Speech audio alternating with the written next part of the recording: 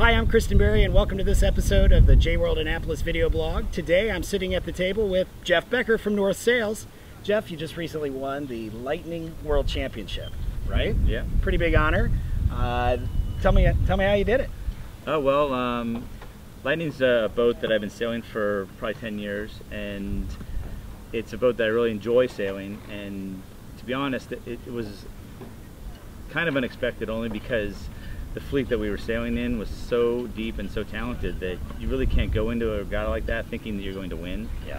You basically have to go in thinking that you're going to try to do well, and then hope that a few things go your way to make you move up toward the front. So that's sort of what ended up happening. Is we had some good stuff go our way, and we actually just didn't make any big mistakes after the very first race, which we had no CS, but after that we never really had any bad races, so it kind of worked out that the other classes that you're sailing in, do you think that there are things that translate across? You've done really well in the J70 class, for instance. Are there things in that modern design that you can take to an older design like the Lightning, or are there maybe some universal truths? You were mentioning keeping your foot on the gas pedal. Talk about that. Yeah, I think that the Lightning, one of the things I like about it is the fact that it isn't like modern boats. I grew up sailing. There weren't asymmetrical sails. They were all, symmetrical spinnakers, boats had Genoas. I mean, all the old school type things. And the Lightning is somewhat of a throwback to that because you have the symmetrical spinnaker. But the thing I like about it even more is the fact that it is very flat bottom, and with the old school design with the wood construction, flat bottoms, hard chines. It acts a lot like a surfboard. And I grew up in Southern California surfing and sailing the boat downwind, and this year at the Worlds we had 2 days where it was kind of windy with big waves on Lake Erie, and surfing downwind in these things is incredible because they really take off when it gets windy and there's some waves. It's like a big plank just sliding down the waves, and I really enjoy that part of it. So in a three-person boat, right? How are you dividing up the roles and responsibilities?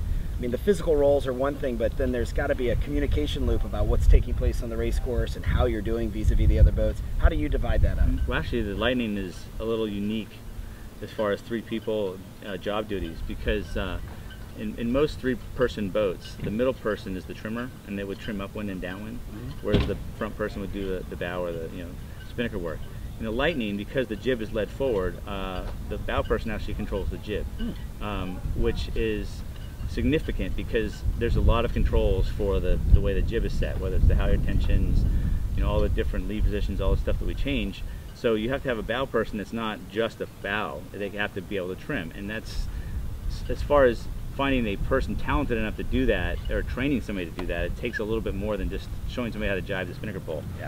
So as far as the communication, because the bow person does the trimming upwind, the middle person's free to just look around. So it's like a bigger boat where they have a tactician just looking around, and that's really all they're doing. They're hiking and looking. They don't really have a boat handling job upwind. So it's kind of nice to have a set of eyes only looking around. And in other boats, sometimes you have everybody kind of looking in and looking out, depending on what's going on. And so, like I said, the communication is basically that because I'm driving the boat, and it's not an easy boat to drive because of the way the boat sets up, I basically have to listen to that person in the middle. So you really have to trust the people you're sailing with. I think that's true on any boat, but in this boat especially, you have to trust the people, what they're saying.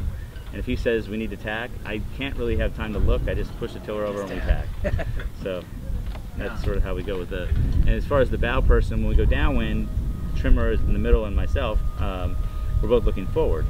And so the bow person's the one looking back, and it's the same thing. We really can't question what they're saying. And so working together is important, but you also have to trust that they say you need to head up, head down, or the wind's more pressure on one side, so we go that way. And sort of, you basically have to trust the people that you're with and what they're saying. Well, no wonder it's a family boat. You gotta really. There's a lot of families, yes. Actually, in the Masters, they had, I think, 3 boats that were 3-generation boats. That's awesome. Where they were, 3 different generations on the same boat. That's what sailing really ought to be about, right? That's very cool. Sailing's a lifetime sport, something that you continue to learn and improve with all the time.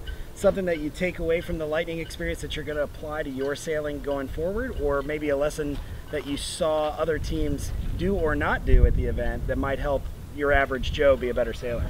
I think that one of the things that that people don't put enough time into in these regattas is making sure your boat's fast. People get to regattas with a new crew, or a new boat or whatever it is, and they practice boat handling. And I think that if you look at especially when the course gets longer, a mile beat or longer, the amount of boat handling that happens during the race is very minimal to the amount of time that you're sailing. So spending time on making sure your boat is up to speed is a much bigger impact to your performance than it is the boat handling stuff. Sure. So you come into leeward mark, whether or not your takedown's good or not, it's not going to make a big difference as whether or not you are 50 yards faster upwind. So I think that it's important that you take the time to set your boat up properly. And again, with a fleet like this that's so talented, you need to be fast. If you're not fast and a longer leg, we had 1.25 mile legs usually, you just get left. Yeah. And it's a long way to go in a 19-foot boat. So if you're not as fast as the guy next to you, you're going to be giving him 50, 100 yards a leg, and that's a long way. And right. So no tacking, no jibing is going to make up for that distance. So yeah, got it. Well, thank you very much. Congratulations. No and you. Thanks for talking to us today. No problem. Thanks for having me. That's it for this episode of the J World Annapolis video blog. We'll see you next time.